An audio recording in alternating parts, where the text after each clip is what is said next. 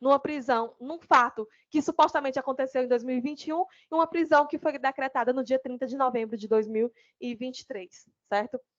Então, excelências, continuando, a ausência de contemporaneidade dos fatos, mesmo antes da vigência da Lei 13.964 de 2019, já vem sendo rechaçada pelos tribunais superiores. De fato, ainda no final de 2019, o ministro-presidente do STF, Dias Toffoli, já em análise ao HC 180-230, julgado em 26 de dezembro de 2019, reconheceu a flagrante ilegalidade decorrente da ausência de contemporaneidade da constrição imposta 2 anos, excelências, após os fatos supostamente atribuídos ao investigado, assentando que significativo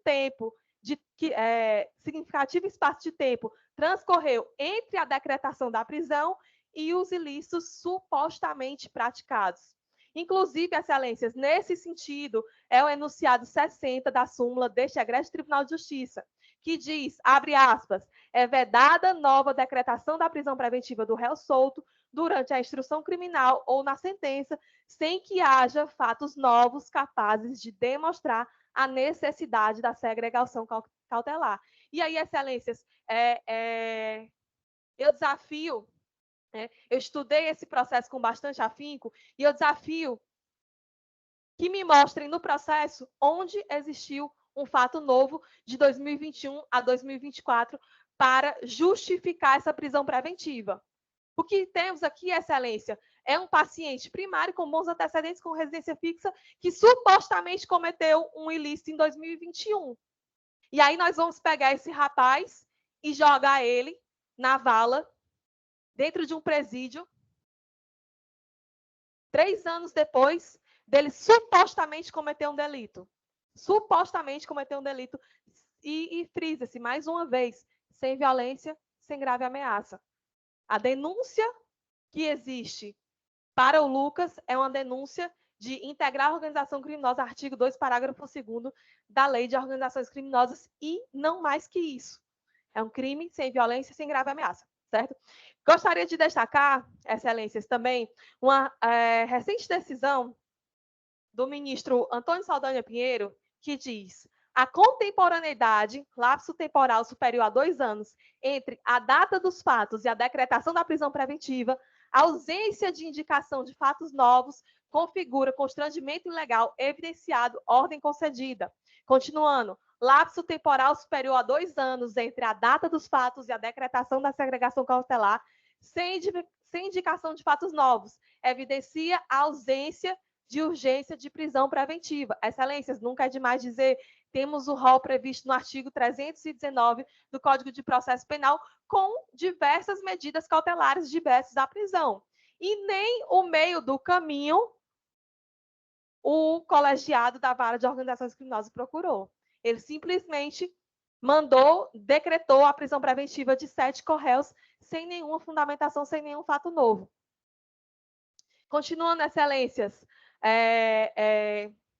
outra decisão de habeas corpus. A prisão foi decretada quase um ano após a concessão da liberdade provisória, não tendo o juízo indicado nenhum fato superveniente desde então, o que denota a ausência de contemporaneidade na imposição da segregação cautelar.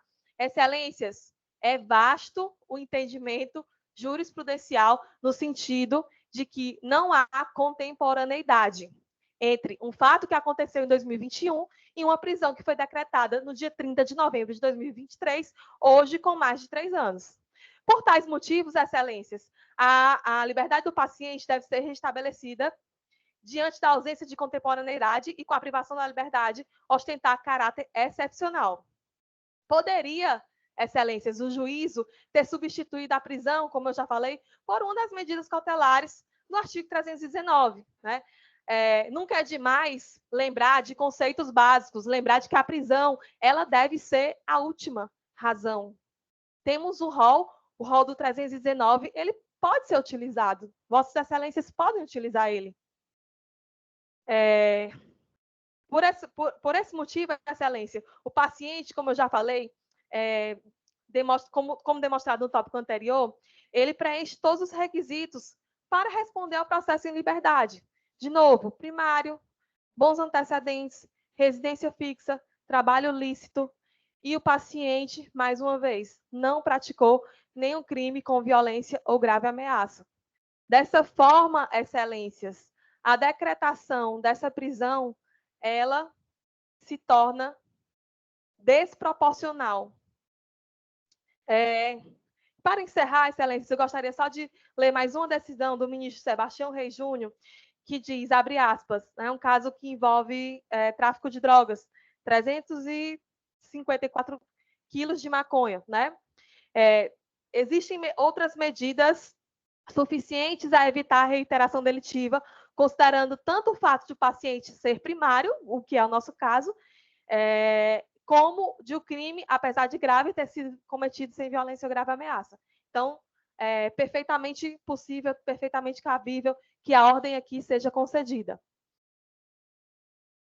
E já encerrando, excelências, que meu tempo, né, já acabou, essa defesa pede que a ordem seja concedida. Obrigada, doutora Jéssica. E eu passo a palavra ao Ministério Público. Doutor Sávio Amorim, Vossa Excelência tem a palavra. Saúdo a doutora Jéssica Maria, que também fez um brilhante trabalho, e aí é ela que está se dividindo aqui com o júri e a atuação nesta sustentação, o que demonstra o seu talento, a sua habilidade, né, e o seu conhecimento jurídico. Parabéns, doutora.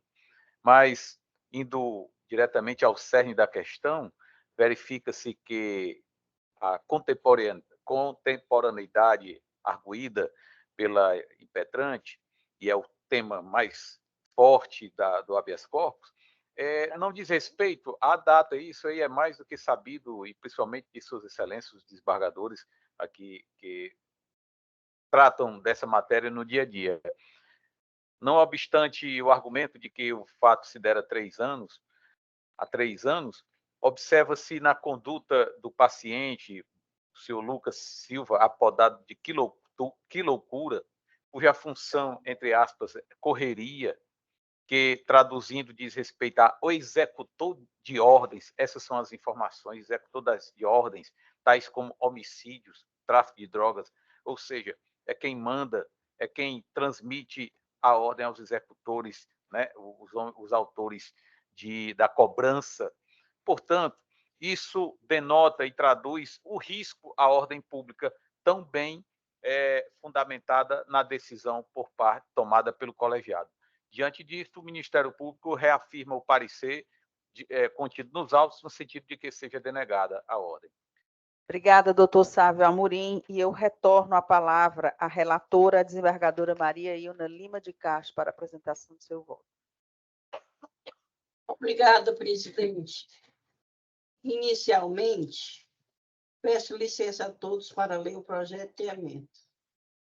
Inicialmente, as teses do presente habeas corpus cinge-se à alegação de ausência dos requisitos para manutenção da prisão preventiva e de ausência de contemporaneidade do decreto prisional. Subsidiariamente, a impetrante alega possibilidade de substituição da prisão preventiva do suplicante por medidas cautelares diversas, nos termos do artigo 319 do Código de Processo Penal, diante das condições pessoais do paciente. Em análise à decisão, as folhas 470/479 dos autos de origem, verifica-se que custódia cautelar está fundamentada em elementos vinculados à realidade, tendo a autoridade impetrada feito referência às circunstâncias fáticas justificadoras, notadamente pelo estado de perigo gerado pela liberdade do suplicante, a garantia da ordem pública. Tudo com base no artigo 311 e seguintes, todo do Código de Processo Penal.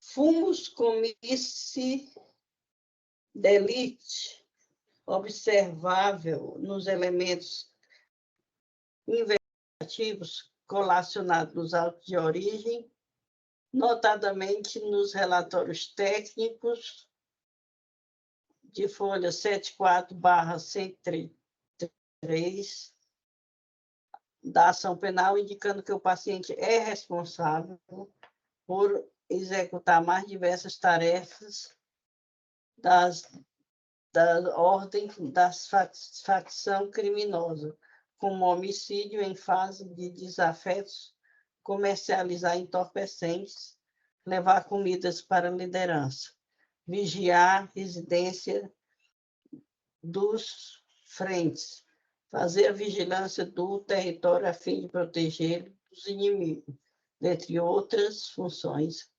ordenadas pela liderança. Em relação ao periculum libertatis, constata-se o risco concreto de reiteração delitiva, uma vez que, como bem ressaltou a autoridade impetrada, os crimes atribuídos ao suplicante e ao grupo criminoso eram praticados de maneira reiterada.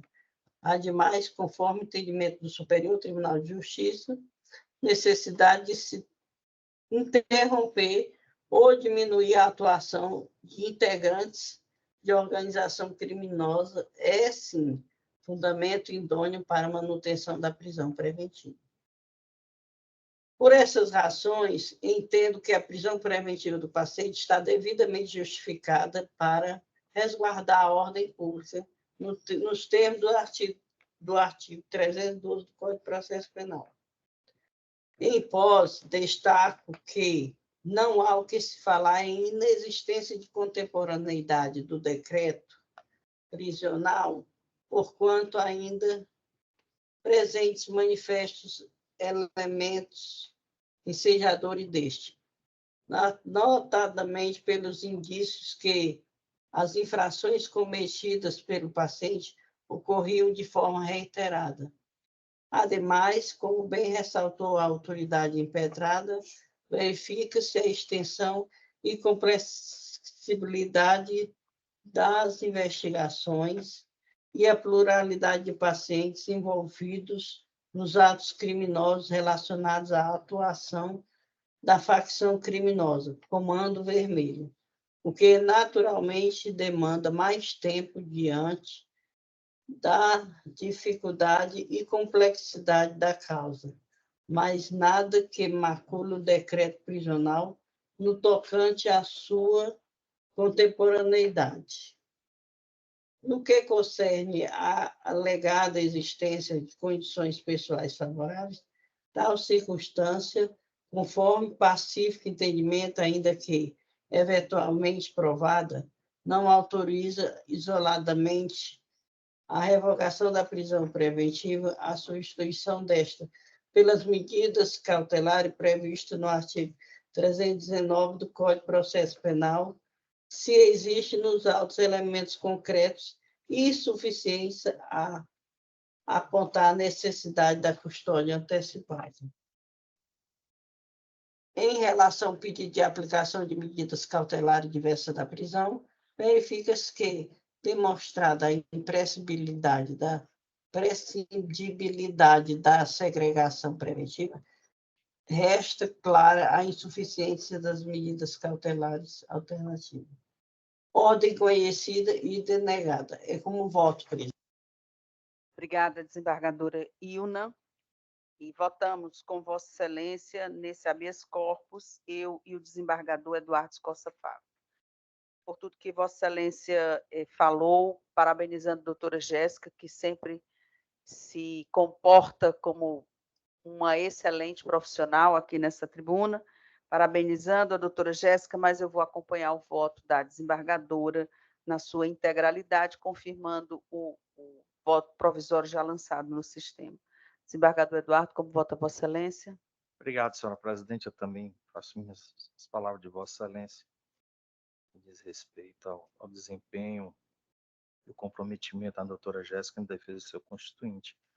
Eu apenas rememoro aqui entendimento já afirmado por esta Câmara no que diz respeito à definição da contemporaneidade do decreto de prisão. A gente segue a orientação do Supremo Tribunal de que a matéria não está vinculada ao momento da prática, e sim aos motivos que justificam a decretação da medida extrema. Então, nessa linha interativa, eu ratifico o voto para acompanhar a Sua Excelência Relatora. Obrigada, desembargador Eduardo Costa Fava, e a decisão por unanimidade, ordem conhecida e denegada. Doutora Jéssica, até uma próxima vez, se Deus assim nos permitir. E eu chamo a julgamento o número 12 da lista das sustentações orais e o 8º da lista preferencial dos advogados aqui presentes. O habeas corpus 06222, 82859-2024, número 39 do roteiro de relatoria do desembargador Eduardo Costa Fava, e o advogado é o doutor Leonardo Feitosa Reis Minete, já habitué dessa tribuna. Seja muito bem-vindo, doutor Leonardo Feitosa. E eu passo, então, a palavra ao desembargador Eduardo Costa Fava para a leitura do relatório. Obrigado, senhora presidente. Também renovo as boas-vindas ao doutor Leonardo. Cuida-se de habeas corpus formulado por Leonardo Feitosa Reis Minete em favor de Willerson Silva da Costa contra atos do Juízo de Direito da Vara Única Criminal da Comarca de Eusébio, nos autos da ação penal 021.72.55/2022. Consta nos autos originários que o paciente foi denunciado em 7/7/2023 pela suposta prática do delito tipificado no artigo 121, parágrafo 2º, incisos 1º, 3º e 4º, combinado com o artigo 29, ambos do Código Penal Brasileiro. Conforme inquérito policial 322697/2022, o relatório final acostado das folhas 57 e 64, no dia 7/7/2022, por volta das 9h20, na rua Eduardo Wayne, em frente ao número 3413, bairro Mangabeira, município de Eusébio, Fransley Rodrigues Silva e Willerson Silva da Costa, agindo com união de desígnios e mediante uso de armas de fogo, efetuaram vários disparos contra DSS, causando as lesões que lhe levaram a óbito. Alega o impetrante, em síntese, o excesso de prazo na formação da culpa, pois o paciente encontra-se preso preventivamente há mais de 1 ano e 3 meses, sem que a instrução seja encerrada, tendo a primeira audiência sido realizada em dia 22/2/2024, mas foi suspensa para que o Ministério Público pudesse localizar a testemunha, a qual o parquet insistiu em ouvi-la em juízo. Prosseguindo, requer a fixação de medidas cautelares diversas em substituição da prisão preventiva, em razão da desnecessidade da medida mais gravosa e diante do cabimento das medidas alternativas, que seriam, então, impositivas. Conclui postulando, assim, a concessão da ordem, no sentido que seja relaxada a prisão preventiva do paciente pelo alegado constrangimento legal causado pelo excesso de prazo na formação da culpa. Documentos diversas, folhas 11/218.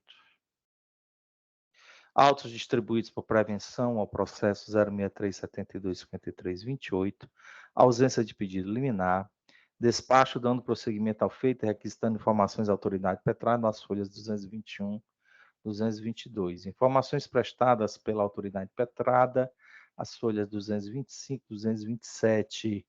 Nova manifestação do impetrante ratificando suas razões, as folhas 231, 239. Parecer da douta Procuradoria-Geral de Justiça, as folhas 242, 249, manifestantes pelo conhecimento e pela denegação da ordem. É o sucinto relatório, senhora presidente. Obrigada, desembargador Eduardo Costa Fava, e eu passo a palavra ao doutor Leonardo Feitosa para a sua sustentação oral pelo tempo regulamentar. Saudações a essa segunda Câmara Criminal, na pessoa da sua presidente, desembargadora Vângela Fontinelli, saudações. Excelentíssimo senhor desembargador, relator, Francisco Eduardo Costa Fava, excelentíssima senhora desembargadora Maria Ilna, excelentíssimo senhor desembargador Sérgio Luiz Arruda Parente, saudações. Excelentíssimo senhor desembargador Benedito Helder Afonso Biapina, doutor representante do Ministério Público, procurador, doutor Sávio Amorim, saudações. Doutora defensora pública, doutora Lígia, secretária, doutora Ana Amélia, demais eventuados, colegas advogados. O que me traz aqui, doutor Costa Fava, é o mesmo fato, os mesmos fatos, doutor Benedito Helder, que foram julgados no dia 7 de fevereiro, nessa outra Câmara Criminal. Eu digo que são parecidos, por quê? Porque era o mesmo fato, mas também alegando excesso de prazo na formação da culpa. E naquela ocasião, foi reconhecido, doutor Escosta Fava, o excesso de prazo na formação da culpa.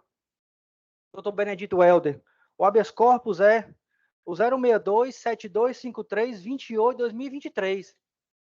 Repito, foi reconhecido o excesso de prazo na formação da culpa. Traga aqui a baile a ementa desse habeas corpus anterior, que foi julgado há 2 meses atrás.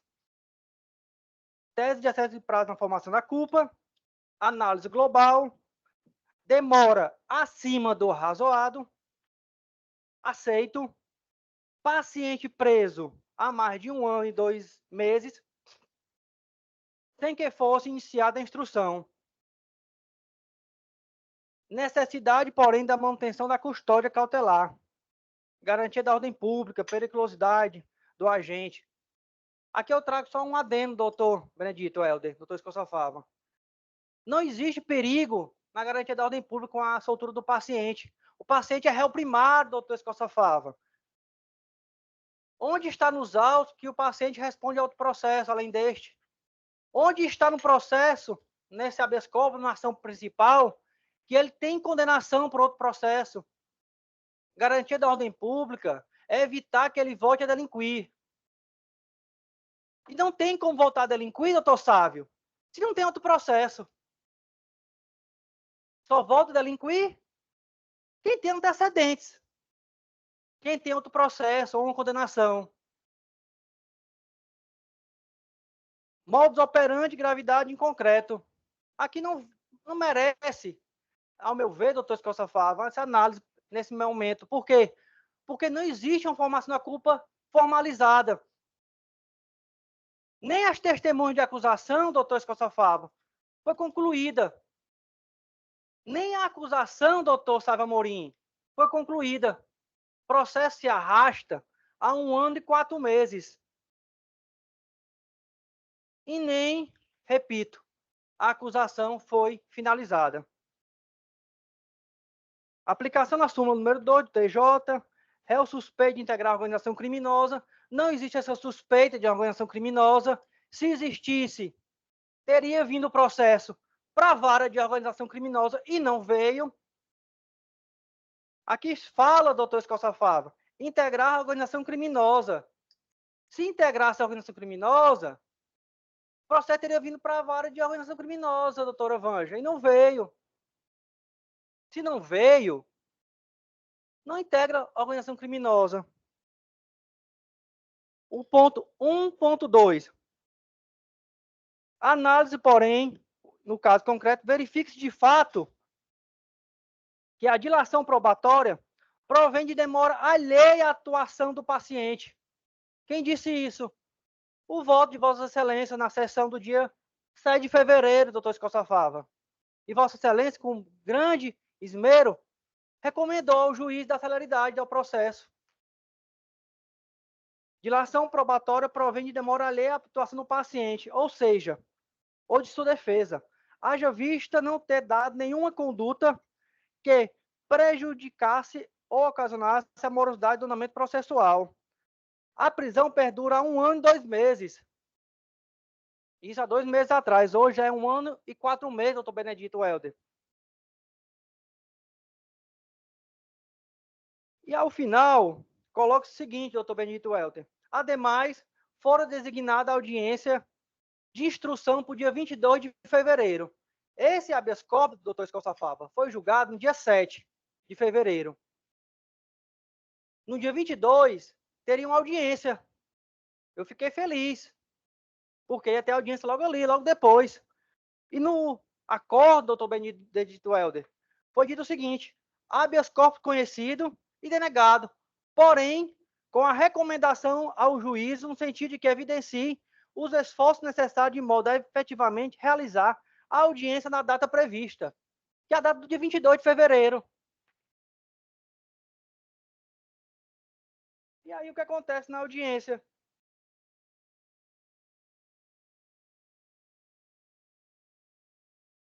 No dia da audiência, a audiência acontece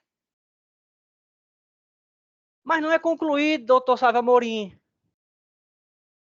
Primeiramente, com todo respeito, doutora Vanja, doutor Sávio, por culpa do Ministério Público, que insistiu na oitiva de um testemunho de acusação. É seu direito de insistir. Insistiu, está aqui. Testemunha rolado na denúncia, ausente.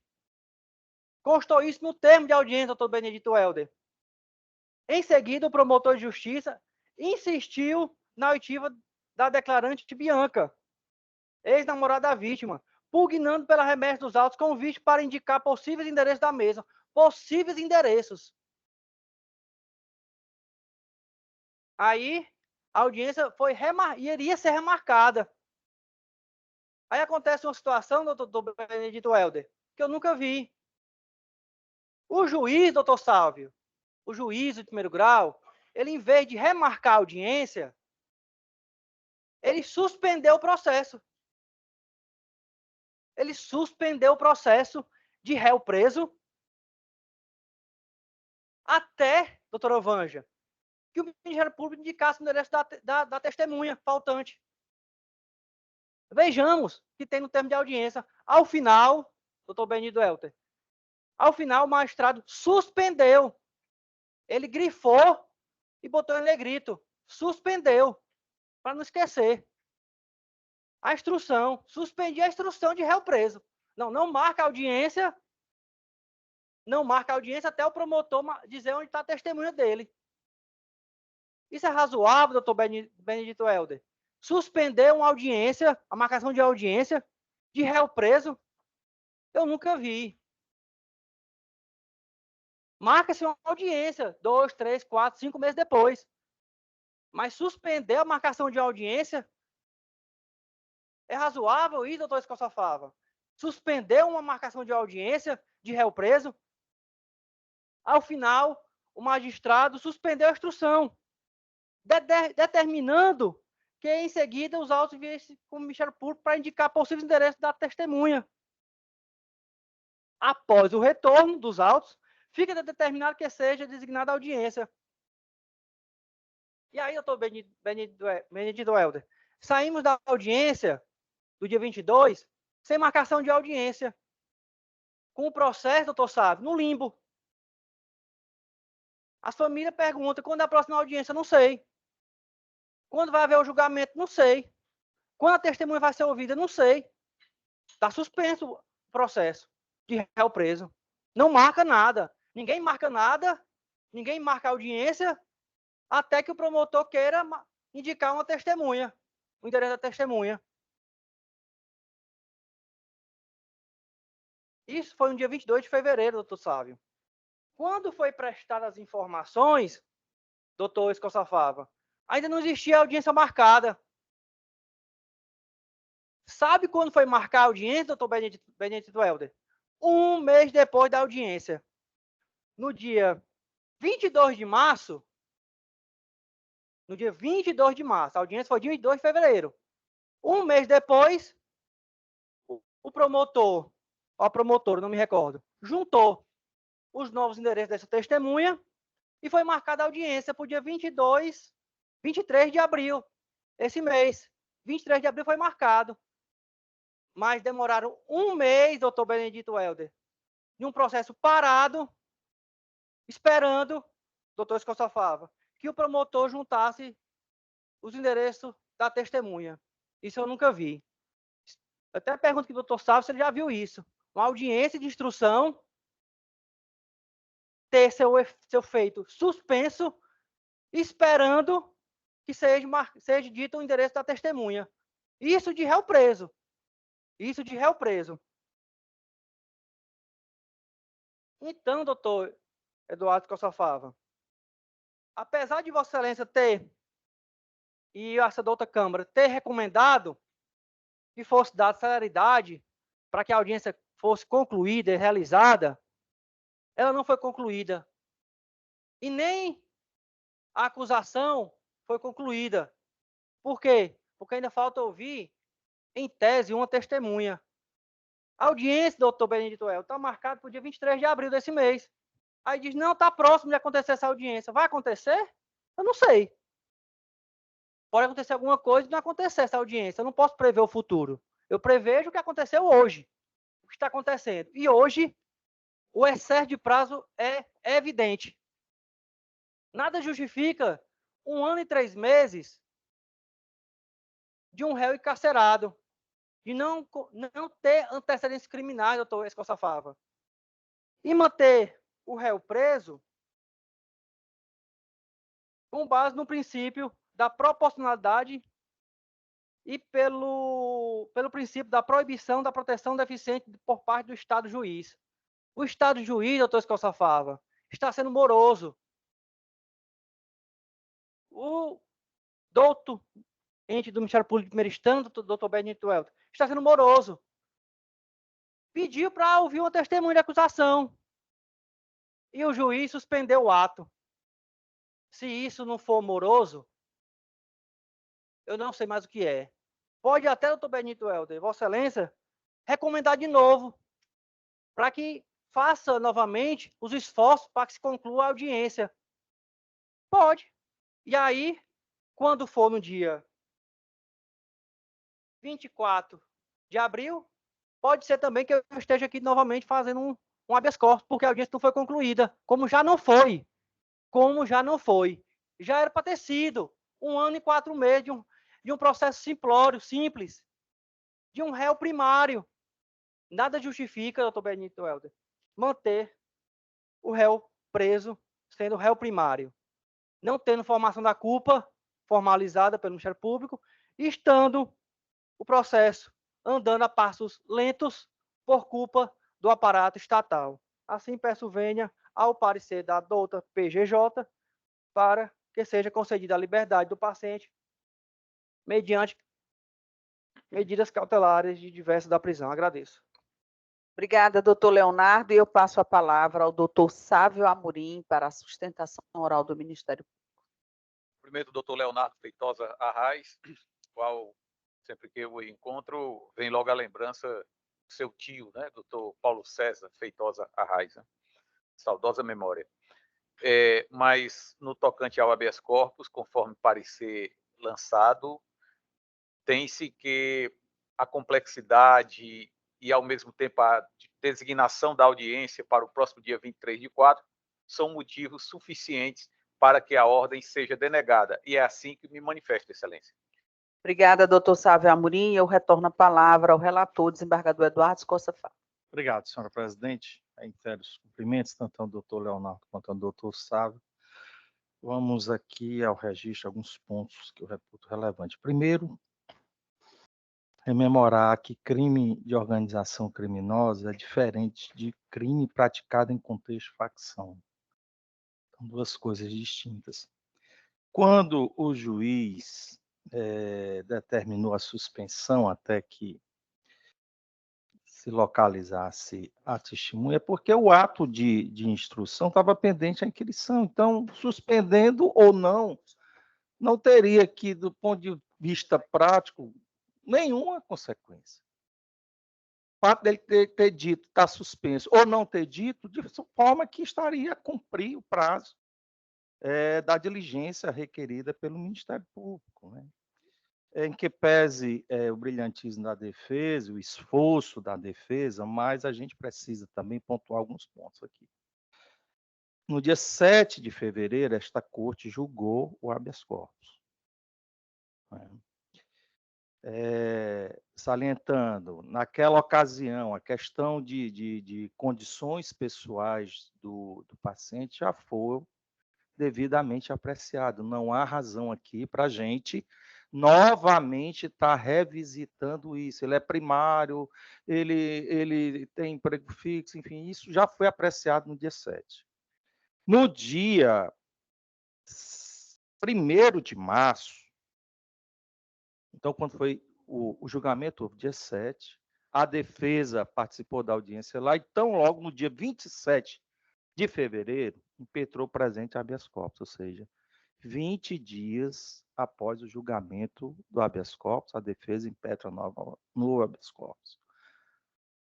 O STJ, por meio de Sua Excelência, o ministro Rogério Schietti Cruz, em decisão proferida no bojo do RHC 194099, reconheceu a complexidade. Apesar de a defesa dizer que o processo é simples, eu acho que não é, mas é um direito da defesa, entende, de fazer avaliação, isso é muito justo.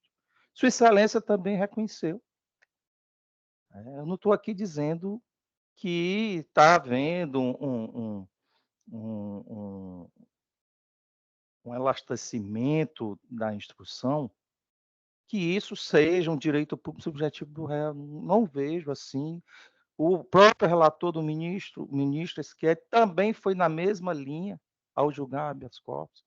E eu não vejo aqui o fato de ter tido uma audiência e ter visto a necessidade de inquirição da testemunha, que isso seja instrumento para justificar a liberação a um fato tão relevante para justificar a concessão do habeas corpus. Então, com todo respeito, não vejo mudança de cenário fático entre o julgamento do dia 7 de fevereiro e a presente data. Nós estamos aqui, né, no dia 10 de abril. Esse habeas corpus foi impetrado no dia 27 de fevereiro, apesar, e hoje nós estamos julgando. São 42 dias de tramitação. Então, eminentes pares, eu reitero aqui o entendimento, pedindo as respeitosas vênias à defesa, mas entendo que não há fato relevante a justificar. A audiência está marcada para o dia 23 do corrente mês. O que vai acontecer lá não nos interessa por enquanto. O cenário que a gente precisa julgar é o cenário hoje, dia 10 de abril. Então, dia 10 de abril, processo com trâmite, com designação de audiência no juízo ACO. Não vejo situação aqui de suma importância a modificar todo o cenário fático, já foi apreciado por esta corte no dia 7 de fevereiro. Então, o encaminhamento do voto é pelo conhecimento parcial, porque esse pedido, essa reiteração de pedido de medidas cautelares diversas da alegação com base em condições pessoais, isso já foi apreciado no dia 7. Então, a proposta de voto é não conhecimento nessa parte. Vou ao projeto de emenda e me coloco à disposição dos meus pares. Habeas corpus, penal e processo penal, homicídio qualificado, artigo 121, parágrafo 2º, incisos 1º, 3º e 4º, combinado com o artigo 29, antes do Código Penal Brasileiro, prisão preventiva. 1. Tese de excesso de prazo na formação da culpa, análise global, demora acima do razoavelmente aceito, paciente preso há mais de 1 ano e 3 meses, sem encerramento da instrução, necessidade, porém, da manutenção da custódia cautelar, garantia da ordem pública, periculosidade do agente evidenciada, modus operandi, gravidade em concreto do delito, fuga anterior, isso é um fato importante que nós não podemos deixar de considerar, aplicação da súmula 2 do TJCE, réu suspeito de integrar organização criminosa, prevalência do princípio da proibição insuficiente por parte do Estado juiz, garantismo penal integral, precedentes do STJ e do TJCE. Audiência para a continuidade da instrução designada para a data próxima, 23/4 de 2024, questão já debatida por esta Corte em julgado recente, 7/2 de 2024, e ratificada por decisão do STJ, quem deferiu o pedido liminar, no âmbito do RHC 1940999, no dia 1º de março do corrente ano. 2. Pleito de medidas cautelares diversas, alegação de condições pessoais favoráveis, não conhecimento, coisa julgada no habeas corpus, número 063, 7253, 2023, 806, uma sequência de 40. Então, habeas corpus parcialmente conhecido e nesta extensão denegada, porém com recomendação ao juiz ACO para que envie os esforços necessários de modo a efetivamente realizar a audiência na data prevista. É a proposta de voto, senhora presidente. Obrigada, desembargador Eduardo Costa Fava, e votam com Vossa Excelência nesse HC os desembargadores Helder e Sérgio Parente. Desembargador Benedito Helder, como vota Vossa Excelência? Pois não, Excelência, eu ouvi atentamente a combativa defesa, né? Realmente se ouve muito bem na tribuna, e li e ouvi também atentamente o bem lançado voto do desembargador Eduardo Escossa Fava, e com relação ao voto do referido desembargador, a quem eu admiro muito, eu posso dizer, no que toca ao seu voto, é um voto que primou pela perfeição, tanto na forma quanto no conteúdo. De tal maneira que eu não tenho outra alternativa senão acompanhá-lo à sua integridade. Obrigada, desembargador Benedito Helder. Desembargador Sérgio Parente, como vota Vossa Excelência? Pois não, presidente. O desembargador Escossa Fava ressaltou, inclusive, a medida recente do ministro Schietti, né? Foi 1º de março, e também recente foi o habeas corpus anterior, de forma que eu mantenho o voto proferido no sistema acompanhando. Obrigada, desembargador Sérgio Parente, e eu anuncio a decisão, que é por unanimidade, ordem parcialmente conhecida e denegada com recomendação. Doutor Leonardo Feitosa, obrigada pela presença de Vossa Excelência e até uma próxima vez, se Deus assim nos permitir. Com essa última sustentação oral, acabamos as sustentações preferenciais e retornamos para a nossa lista. Nós vamos, então, para o 6º da lista das sustentações orais, porque o 2º desistiu da sustentação. Então, o número 6 da lista das sustentações orais é o habeas corpus 062, 21.7472/2024, número 11 do roteiro, de relatoria do desembargador Sérgio Parente. O advogado é o doutor Francisco Hilton de Oliveira Júnior. Doutor Hilton, boa tarde. Seja muito bem-vindo. Doutor Hilton não está presente e eu vou anunciar a decisão por unanimidade, ordem conhecida e denegada. O número 7 e o 8 foram julgados e eu chamo a julgar. O número 9 está adiado, o número 10 foi julgado e eu chamo o número 11 da lista das sustentações orais, é o habeas corpus 062, 25.521. Desculpem, eu vou ler novamente, eu acho que eu confundi. Habeas corpus 062, 2521, 08/2024, número 38 do roteiro, de relatoria do desembargador Eduardo Escossa Fava, e o advogado é o doutor Jader da Silveira Marques. Boa tarde, ainda é boa tarde. Boa tarde, doutor Jader, seja muito bem-vindo à 2ª Câmara do Tribunal de Justiça do Estado do Ceará. E eu passo a palavra ao desembargador Eduardo Escossa Fava para a leitura do relatório.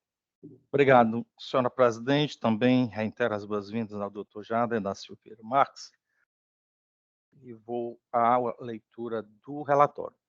Trata-se de habeas corpus com pedido em caráter liminar impetrado por Jader da Silveira Marques em favor de Carlenilton Pereira Maltas, contra ato do juiz de direito da Vara Única Criminal da comarca de Aquiraz,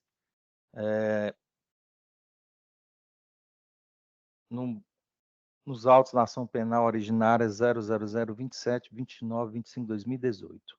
Consta nos autos que o paciente teve sua prisão preventiva decretada pela suposta prática dos crimes tipificados nos artigos 121, incisos 1º e 4º, 2 vezes, combinado com artigos 29 e 69, todos do Código Penal, e artigo 2º, parágrafos 2º e 4º, incisos 3º e 4º da Lei 12.850 de 2013. Sendo certo que na cidade de Aquiraz, em 15 de fevereiro de 2018, ocorreu o duplo homicídio das vítimas Fabiano Alves de Souza, vulgo Paca, e Rogério Jeremias de Simone, vulgo GG do Mangue, o qual era apontado como um dos chefes na hierarquia da facção criminosa, primeiro comando da capital. Sustento impetrante, em síntese, o excesso de prazo da formação da culpa, visto que já foram perpassados mais de 4 anos de prisão preventiva e que até o presente momento não foi encerrada a fase de pronúncia. Ademais, requer subsidiariamente o pleito de conversão da prisão preventiva em caráter domiciliar, em razão de o paciente apresentar atualmente um quadro de saúde debilitada, estando acometido de doença chamada gonartrose, fazendo uso de fraldas geriátricas.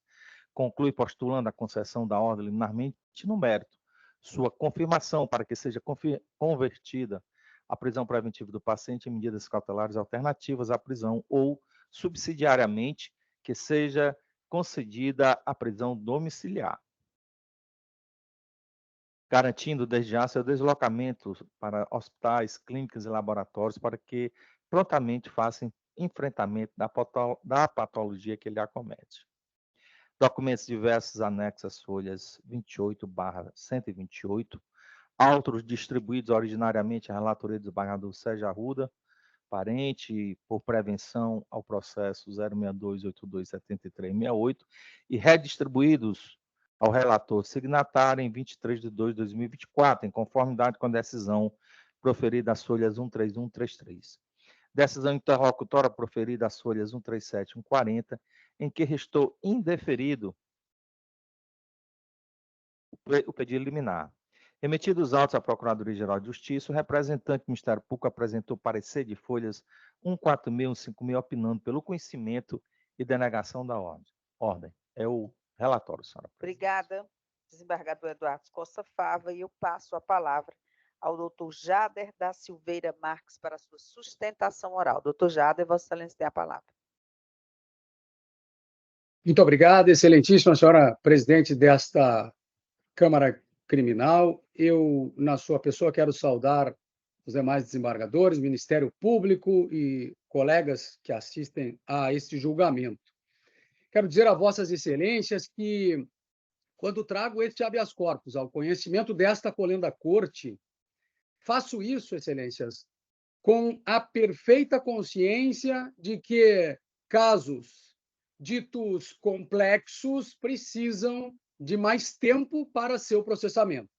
Casos com multiplicidade de réus precisam de mais tempo para o seu processamento. O que eu estou dizendo aqui desta tribuna, excelências, é que a defesa não ouvida estas questões, conhece as manifestações tanto deste tribunal como dos tribunais superiores. Não se faz um cálculo meramente aritmético de dias em casos mais complexos, em casos mais difíceis. Entretanto, excelências, e é isso que pede a atenção de vossas excelências, no último domingo, esse paciente completou o 5º ano preso preventivamente. Está, portanto, há 5 anos preso. O Tribunal Europeu de Direitos Humanos, quando trabalha com a questão do prazo, ele propõe 2 situações fundamentais, excelência. Que se verifique a atenção às questões relativas aos elementos do processo, portanto, são vários réus, o caso é complexo, é de difícil elucidação, são várias as testemunhas, a prova é complexa, é preciso que se avalie, portanto, qual é a condição do processo. Mas, em segundo plano, excelência, é indispensável que se veja aquilo que Chiavário vai chamar dos tempos mortos. E aí, desembargador que me assiste e que deve compreender os pleitos defensivos trazidos aqui desta tribuna, senhora presidente, esse caso já está há 1.830 dias no Poder Judiciário à espera da pronúncia, porque a pronúncia saiu agora, na semana passada.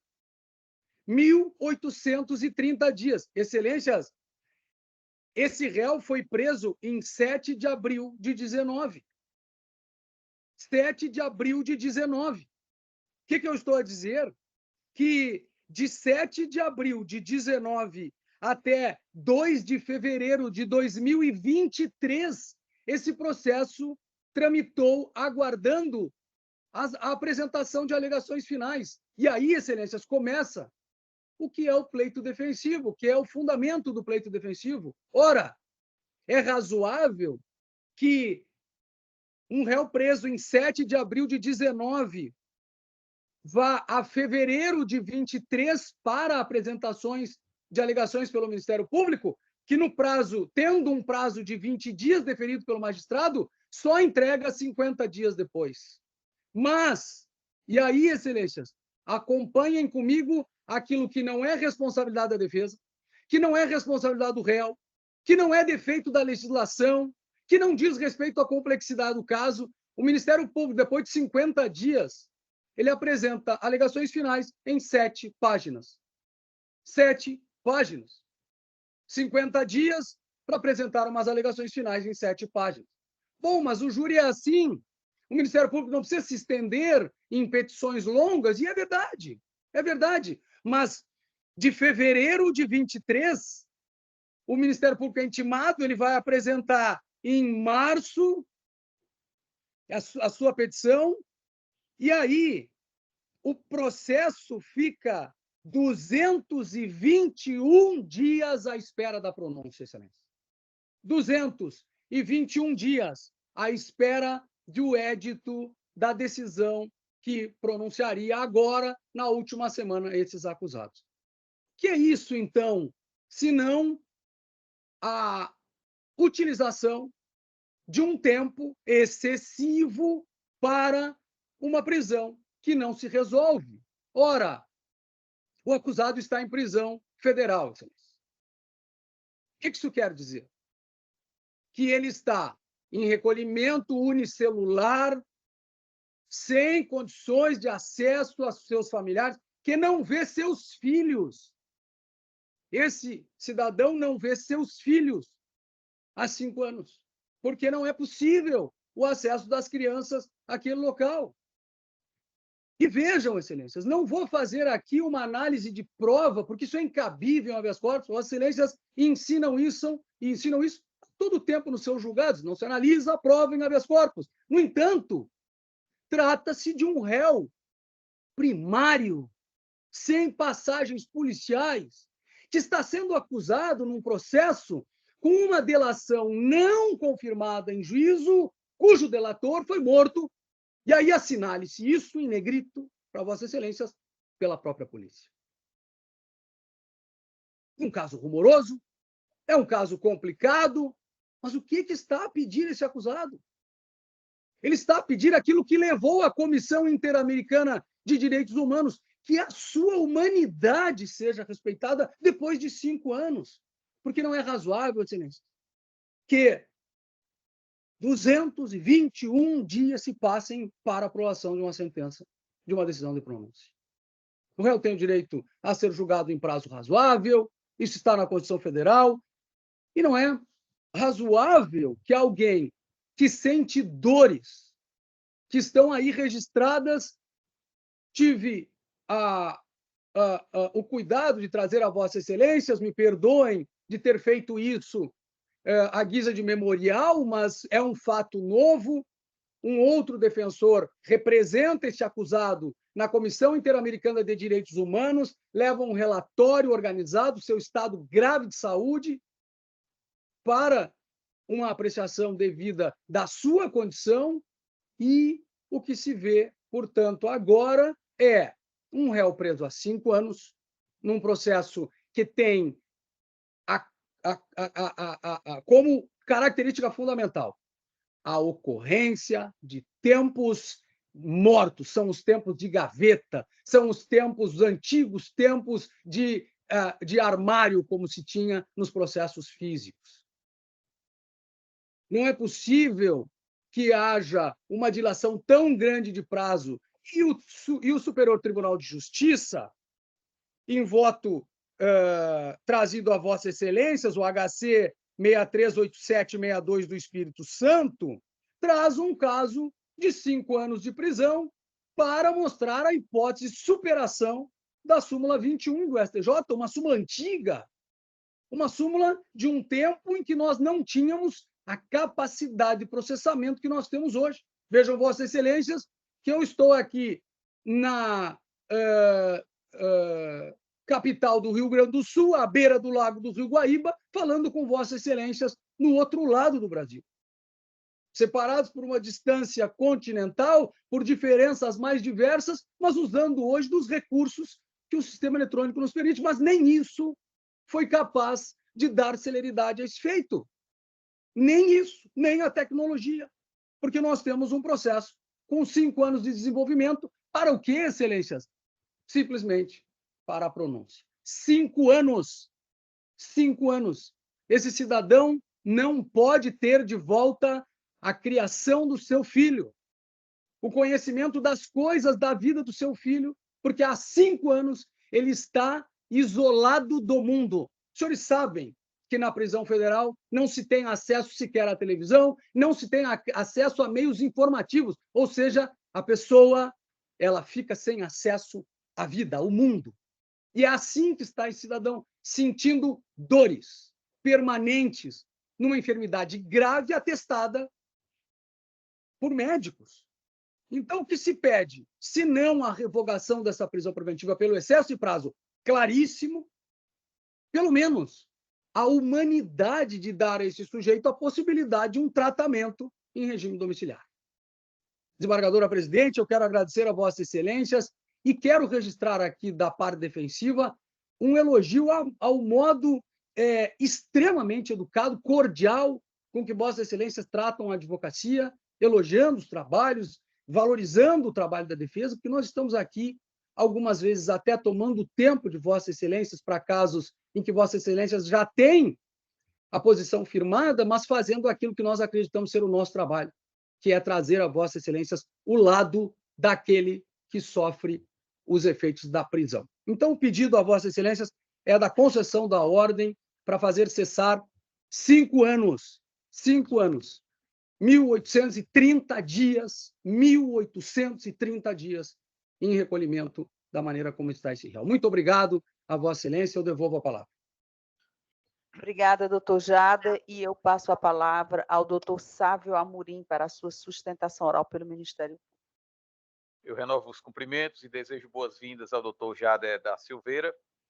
No entanto, com base no parecer do Ministério Público, eu destaco na ementa o seguinte fato: a complexidade do feito ante a existência de pluralidade de réus ou defensores distintos e que se encontram recolhidos em estabelecimentos penais diferentes, expressiva quantidade de requerimentos e diligências, necessidade de expedição de cartas precatórias a vários entes da Federação, 5 desmembramentos do feito, aplicação da súmula 15 desta Corte, ausência de desídia por parte do juiz singular ou do agente ministerial comuns naquela unidade jurisdicional, instrução processual encerrada, inclusive nas ações penais desmembradas, incidência da súmula 52 do STJ, substituição da prisão preventiva por domiciliar impossibilidade, não preenchimento dos requisitos legais.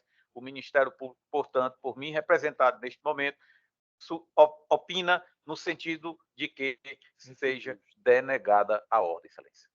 Obrigada, doutor Sávio Amorim, e eu retorno a palavra ao relator, desembargador Eduardo Escossa Fava. Obrigado, senhora presidente. Eu reitero aqui os cumprimentos, parabenizo o doutor Jada pela forma leal com que expôs da tribuna virtual aí os fatos, apesar de não concordar com a argumentação, pedindo as respeitosas vênias, mas eu não posso deixar de parabenizar a Vossa Excelência, doutor Jada, pela forma firme, objetiva, direta na defesa do seu constituinte. Mas eu preciso fundamentar e destacar alguns fatos. Este processo de conhecimento já da Câmara talvez seja um dos 3 processos mais complexos em tramitação no Estado.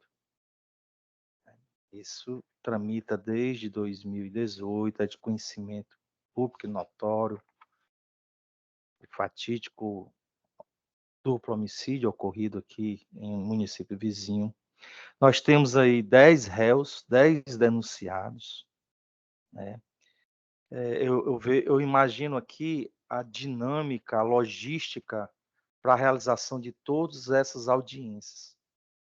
Réus com vários advogados, situados em diversos locais da federação, réus recolhidos em estabelecimentos distintos, né? Inúmeros incidentes. Isso revela a força e o pleno exercício do direito de defesa. Fizemos aqui uma análise aproximada de 50 incidentes no processo, ao longo do processo. Então, assim, é um processo diferenciado. Se você analisar, olha, desde 2018, aí nós vamos também, não podemos esquecer que o mundo parou com a pandemia. O mundo parou. Nós fomos lutar pela vida de todos nós. Isso aí está no prazo dos 5 anos. Então, nós tivemos vários desafios. Não é somente calcular aqui 1.000 e tantos processos, 1.000 e tantos dias, 2.000 e tantos dias, enfim. Nós temos a pandemia aí, que nós passamos por ela. Trágica, historicamente trágico, quando a gente se recorda disso. Eu me arrepio. Mas nós estamos aqui, todos vivos, graças a Deus, ao nosso bom Pai. Mas eu não posso aqui também, simplesmente num cálculo aritmético, dizer que está havendo excesso. Nós temos um gravíssimo duplo homicídio, envolvendo vários acusados. É importante que a gente não avance nisso, em mérito. Não é aqui o espaço para isso. Não é nossa finalidade. Eu estou apenas ressaltando alguns pontos. Com relação ao paciente, já foi pronunciado. Nós aqui, recentemente, nós julgamos habeas corpus e estabelecemos prazo ao colegiado para que ele promovesse a análise do juiz de admissibilidade da acusação. E foi julgado. Nós estamos aqui já vários julgamentos, inclusive nos processos desmembrados. Então, assim, eu, no presente momento, doutor Jardim, que pese o esforço de Vossa Excelência, mas eu não vislumbro aqui elementos para, desde já, reconhecer isso. Nós temos aqui também o dever de observância dos precedentes. A súmula do STJ, julgado, proferida a sentença, decisão de pronúncia, está superada. Esse precedente, me parece que não pode ser avaliado com essa causa, a superação da súmula 21. Nós não estamos diante de um réu. Se o réu fosse único, preso há 5 anos, eu tenho certeza que esta corte aqui não hesitaria em conceder a ordem. Mas, infelizmente, não é. Um dos mais complexos processos em andamento na Justiça Estadual. Retirando aqui a chacina do Curió, eu não me lembro aqui de outro processo de tamanha complexidade como este. Então, a gente precisa também que as partes nos entendam, né? Que ninguém está aqui querendo prender ninguém, não, mas a gente também tem um dever de seguir a orientação das cortes superiores, e como uma forma até de preservação dos precedentes, do sistema de precedentes, que vem exatamente para dar estabilidade, né? Então, assim, eu até vi, a gente está muito atento, doutor Jada, com relação a esta causa. Nós estamos acompanhando diuturnamente tudo que chega nessa operação, a gente procura o máximo aqui agilizar a tramitação, seguir realmente os pedidos, tanto da acusação quanto para que possamos efetivamente um veredito sobre o caso. Eu compreendo a dor da família e do próprio paciente. Não é fácil você não estar presente na evolução, na formação do seu familiar, mas também a gente também tem que ver o outro lado. É um caso extremamente grave, né, que exige também de nós uma atenção redobrada. Já me caminhando para o final, senhora presidente, apenas ressaltar que houve recentemente a reavaliação das prisões. O juízo colegiado, coator, reavaliou agora em 2/2 de 2024 a prisão preventivo de todos os pacientes e não vislumbrou nenhuma irregularidade. Então, assim, pedindo mais uma vez as respeitosas vênias à combatente de defesa, eu me acosto aqui ao entendimento de que não se afigura elementos no momento para o deferimento. Há uma questão também que foi ventilada, que diz a prisão domiciliar. Os laudos, por salvo melhor compreensão, eles datam, parece que de agosto de 2023, e assim nós também não temos aqui como aferir se o local onde ele se encontra recolhido não detém condições para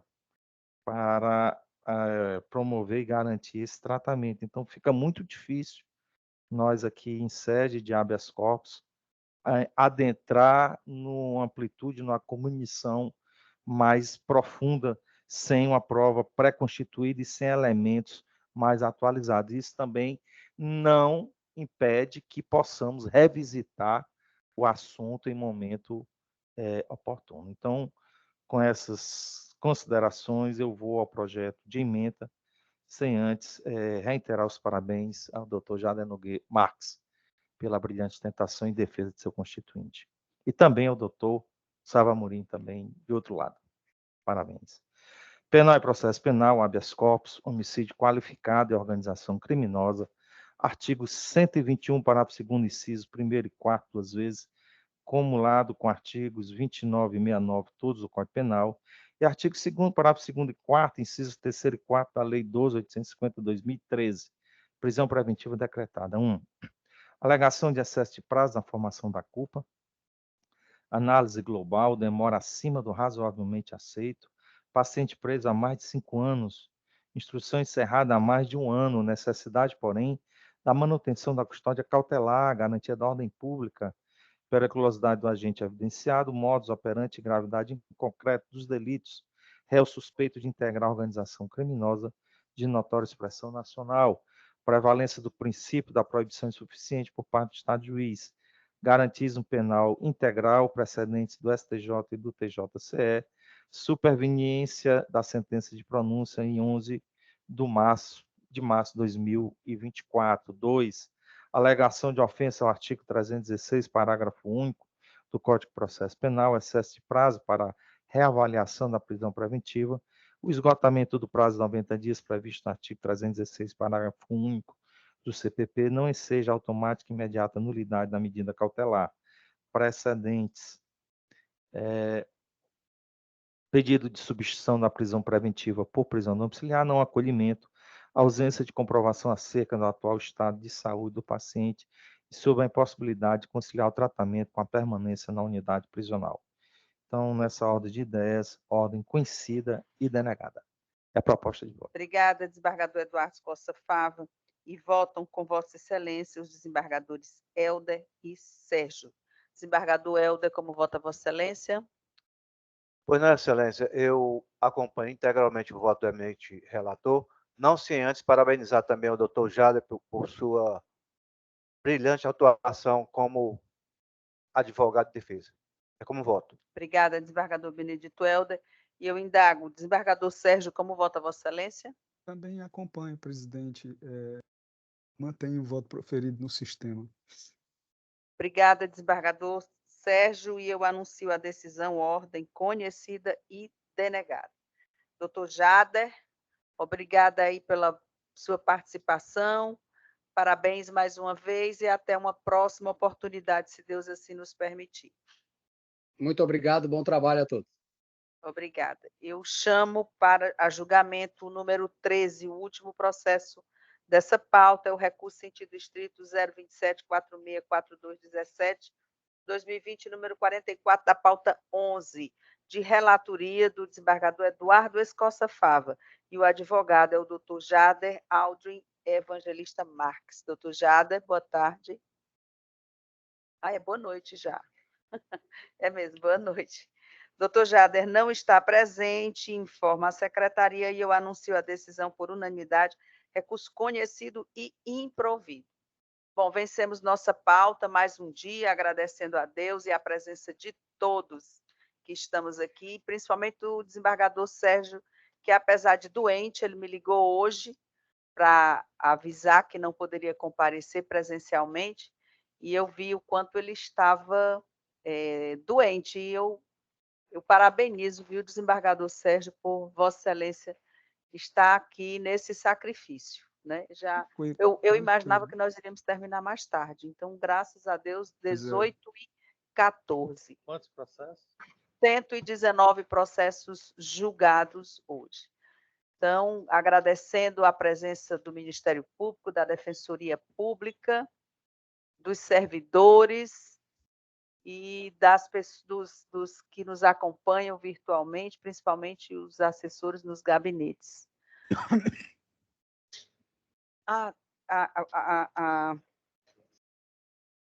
Eu acho que a gente pode encerrar, né? Então, declaro encerrada Não, desculpem, algum requerimento? Então, declaro encerrada a presente sessão. Eu queria só que nós ficássemos aqui, é bem breve,